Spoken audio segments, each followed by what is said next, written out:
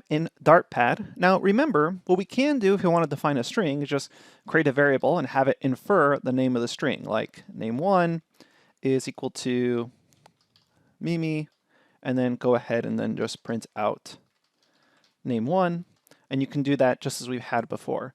But remember, just like with integer and double previously, if you really want to make sure that the variable gets assigned a particular data type, you can specify the data type. Now, in this particular case, string is capitalized versus int and double, which are lowercase.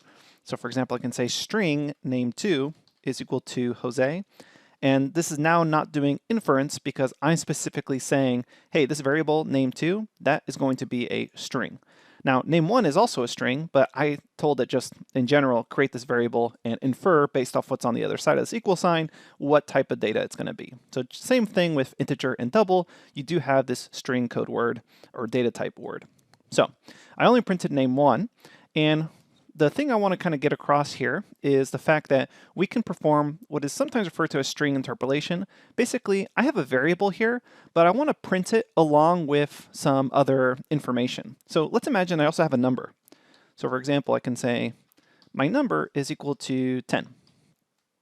And let's imagine that I wanted to print something like my number is, and then the issue I'm having right now is how do I actually insert this variable my number, because there's going to be times when you don't actually know this variable ahead of time, especially when we're talking about things like user input.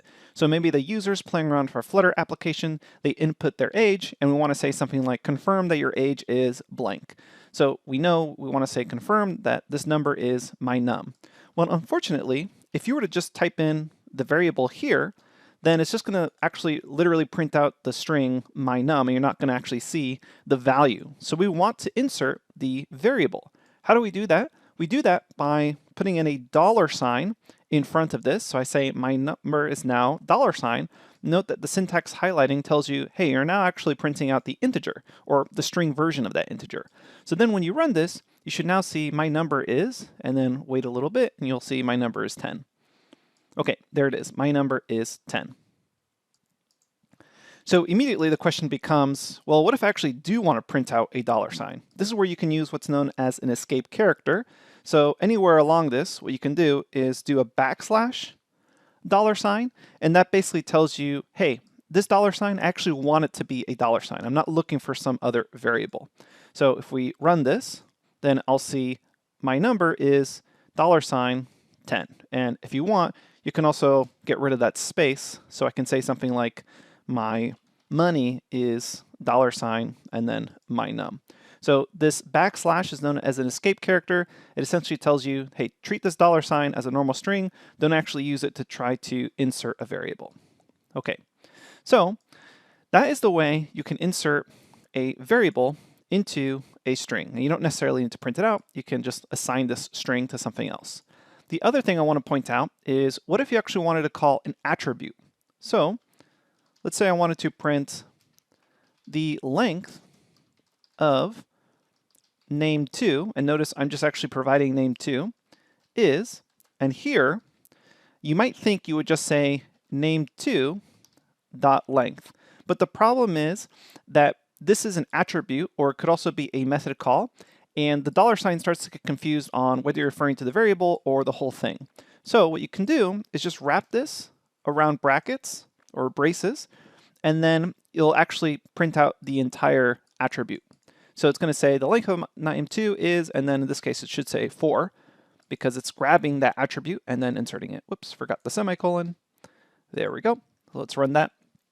And that is how you can insert an attribute. And it's the same thing for a method call. So we can print the uppercase version of name1 is, and then I'm going to put a $sign here, and I'm going to say name1, but because I actually want to call to uppercase, then let me expand on this so you can see the whole thing. Then I need to pass that whole thing into the curly braces or curly brackets. And remember, I also need to actually execute or call this method, which means I need open and close parentheses there. So now when you run this, you should, oops, keep forgetting this is a semicolon, sorry about that. Go ahead and run that, and then you'll see the uppercase version of my name is, and then you see Mimi in all caps, which was name1. And again, you got to be careful when you're using this $sign, because if you don't use this $sign, it's just going to print out the string version. So hopefully that was helpful in string interpolation. The things we learned here is that you can use string as a keyword in defining a variable. You use a $sign to actually insert a variable into a string, and you use a $sign and braces or brackets for something more complicated than just a simple variable. All right, that's it. We'll see you at the next lecture. That is the 04 exercise strings.dart file. Okay, here I am at dartpad. So for this exercise, you're going to be given this string variable called error message.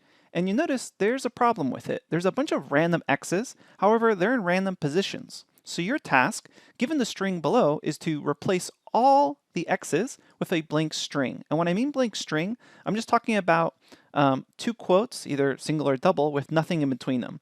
So not a blank string as in there's a blank space. Instead, take all those x's and replace them with an empty or blank string. That way, when you actually replace them all, you fix the actual string.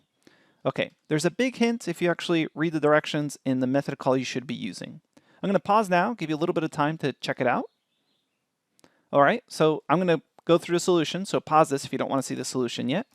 The solution for this, if you actually end up exploring, so if I call error message and then hit dot, as you start to type replace, you'll notice there's actually a bunch of replacement options. You can replace the first instance, you can replace within a specific range, or in our case, we want to replace all of them.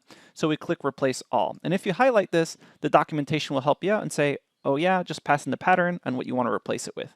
So in our particular case, what we want to do is we want to pass in x as the pattern we're looking to replace, and then pass in an empty string, not a string with a space, but just an empty string, in order to take all these x's and replace them with essentially nothing. So then when you run this, it's going to take that error message, replace all the x's, and you should see, uh-oh, there's a bunch of typos, now fixed without any x's. Okay, that's it. You just had to discover the replace all function, and hopefully the instructions were a good hint on what to Google search there. Thanks, and we'll see you at the next lecture.